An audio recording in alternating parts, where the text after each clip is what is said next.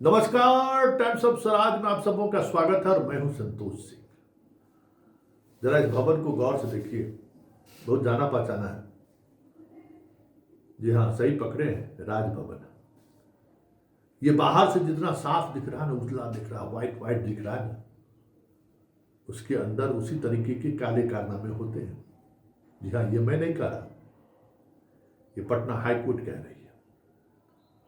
और हाल के दिनों में पटना हाईकोर्ट ने कुछ ऐसे जजमेंट दिए हैं, कुछ ऐसे आदेश पारित किए हैं जो कहीं न कहीं राजभवन के कामकाज पर सवाल ही खड़ा नहीं किया है। राजभवन में हो क्या रहा है, किस स्तर पर काम चल रहा है, किस तरीके से काम चल रहा है, उसका कलई खोल कर रख दिया है। जी हाँ, राज्यपाल महोदय या महामहिम राज्यपाल संविधान सम्मत या कानून सम्मत काम करें, इसके लिए एक पूरा प्रशासनिक ढांचा बना हुआ है राजभवन के अंदर में। उसमें न्यायिक सेवा के अधिकारी भी रहते हैं, बिहार प्रशासनिक सेवा के भी अधिकारी रहते हैं और भारतीय प्रशासनिक सेवा के भी अधिकारी रहते हैं। एक पूरा महकमा राजभवन में सिर्फ इस काम के लिए तैनात रहता है कि राज्यपाल संविधान सम्मत और कानून सम्मत काम करे। वो ऐसे फैसले पर दस्तखत ना करे, ऐसे निर्णय पर दस्तखत ना करे जो कानून सम्मत नहीं है या गैर कानूनी है। उसके लिए पूरी फौज पदाधिकारियों की राजभवन में मौजूद रहती है।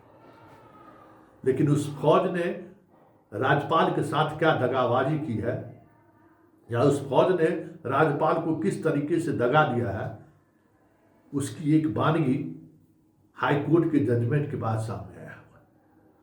देखिए, हमने आपको एक खबर चलाई थी कि मुजफ्फरपुर बाबा साहब भीमराव अम्बेडकर विश्वविद्यालय के रजिस्ट्रार की नियुक्ति में और दर आर्यभट्ट के रजिस्ट्रार की नियुक्ति मामले में जो कुछ भी हाईकोर्ट का जजमेंट आया, उस जजमेंट के बाद दो तीन बातें सामने आई कि पूरी विश्वविद्यालय व्यवस्था को राजभवन के अधिकारी किस तरीके से हाईजेक करके रखे हुए। वैसे ही राज्यपाल पर आरोप नहीं लगता है कि भाई विश्वविद्यालय की अराजकता के पीछे राजभवन जिम्मेवार है या राज्यपाल जिम्मेवार है, वैसे ही आरोप नहीं लगता है। लेकिन उन आरोपों की बुनियाद क्या है या उस आरोप के पीछे का सच क्या है, वो सारी बातें हाईकोर्ट की इस जजमेंट से सामने आई है। वहां एगो बालेंद्र न्यायिक सेवा का अधिकारी है, एगो महावीर है, एगो संजय है, सब एगो जुडिशियल सेवा के, दो प्रशासनिक सेवा का अधिकारी है। 3 साल से ज्यादा का टर्म नहीं रहता है। महावीर भाई रह रहे हैं 5 साल से, संजय कुमार 10 साल से। और जितना वाइस चांसलर का स्क्रूटनी होता है कि कौन योग्य है, ये संजय कुमार करता है। तब समझ जाइए कि राजभवन में बैठकर हो क्या रहा है। अरे बाकी जगह फाइल पर अगर दस्तखत कर दे तो एगो दूगो बांध टूट जाएगा, गलत सड़क बन जाएगा। लेकिन यहाँ जिस फाइल पे दस्तखत होता है ना, उस फाइल के एक दस्तखत से बिहार में पढ़ने वाले लाखों छात्रों का भविष्य तय होता है।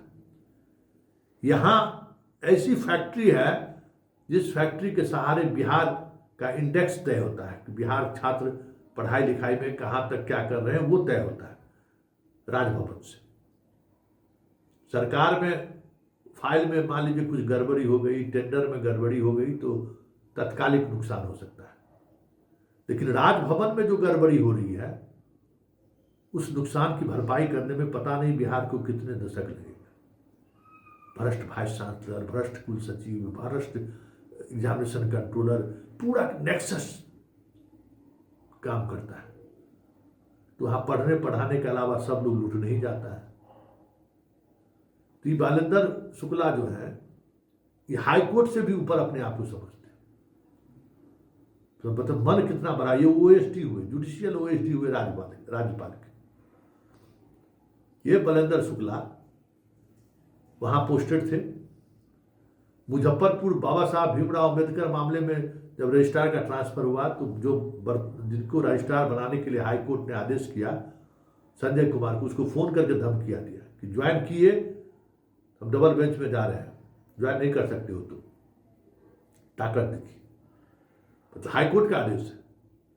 ये हाईकोर्ट और संविधान और कानून क्या कहता है, इसी को परिभाषित करने के लिए इसकी प्रतिनियुक्ति राजभवन में की गई है। राज्यपाल को न्याय संगत कानून सम्मत बात क्या है इसकी ऑफिशियली जानकारी देने के लिए ये जो कहेंगे वही राज्यपाल करेंगे। इस तरीके की जिम्मेवारी दी गई है इन्हें और इस जिम्मेवार पद पर ये बैठे हुए हैं। वहां जो केस किए, आज भट्ट के रजिस्ट्रार मामले में क्या हुआ, हाईकोर्ट में मामला आया, हाईकोर्ट में उनके डिग्री को बाकी सारी चीज़ों को हाईकोर्ट ने सही माना और उनको कंटिन्यू रहने के लिए कहा। ये महावीर और बलेंद्र शुक्ला दोनों मिलकर उसके खिलाफ विधानसभा में क्वेश्चन करा दिया, फिर एक राजभवन को भी कंप्लेन करा दिया और राजभवन में जब हाईकोर्ट के जजमेंट के बाद, आदेश के बाद राजभवन में जब कंप्लेन हुआ तो इस पर जांच बिठा दिया और जांच बिठाने के बाद इन्होंने राज्यपाल से वो सारे तथ्य छुपा लिए। उस रजिस्ट्रार का शैक्षणिक योग्यता, उस रजिस्ट्रार के का अनुभव, सब कुछ छुपा के एक फाइल बना के दे दिए कि ये योग्य नहीं है और उस आधार पर राज्यपाल ने उसको हटा दिया। ये बातें हाईकोर्ट में सुनवाई के दौरान सामने आई है। तो तत्काल सरकार को हाईकोर्ट ने कहा है कि महावीर को वहां से हटा दीजिए। संजय कुमार भी निशाने पर है, लेकिन सरकार हाईकोर्ट के उस आदेश का अनुपालन करे वो होता दिख नहीं रहा है।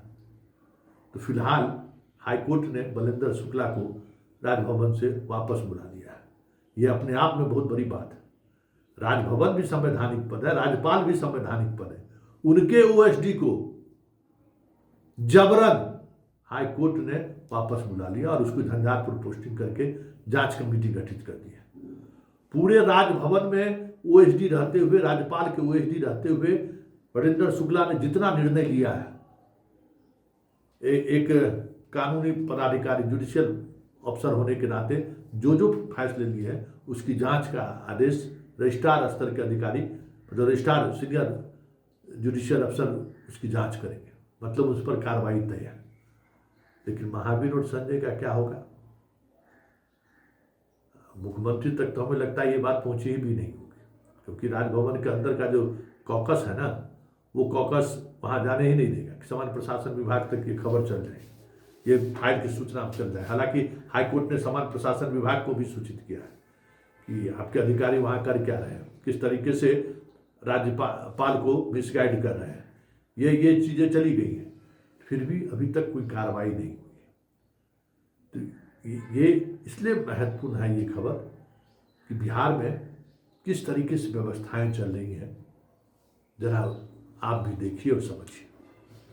नहीं, अगर मेरी मर्जी चले इसी तरीके से, हम बात कानून की नहीं मानेंगे, हम बात संविधान की नहीं मानेंगे, हम हाई कोर्ट की बात नहीं मानेंगे, राजभवन अपनी मर्जी चलाएंगे, सरकार अपनी मर्जी चलाएगा, तो फिर इस देश के होने और नहीं होने का मतलब क्या है, इस संविधान और संविधान की व्याख्या का मतलब क्या है, इस देश के कोर्ट, न्यायपालिका, जुडिशियरी, मीडिया, बाकी जितने कार्यपालिका, विधायिका होने का मतलब क्या है, जब संविधान के द्वारा जो चलाने की व्यवस्था बनाई गई है, जो कानून बनाया गया है, उस संवैधानिक प्रावधान और कानून का अगर संवैधानिक पद पर बैठे हुआ व्यक्ति ही पालन नहीं करे, तो फिर उस संविधान और उस देश का क्या भला होगा क्या।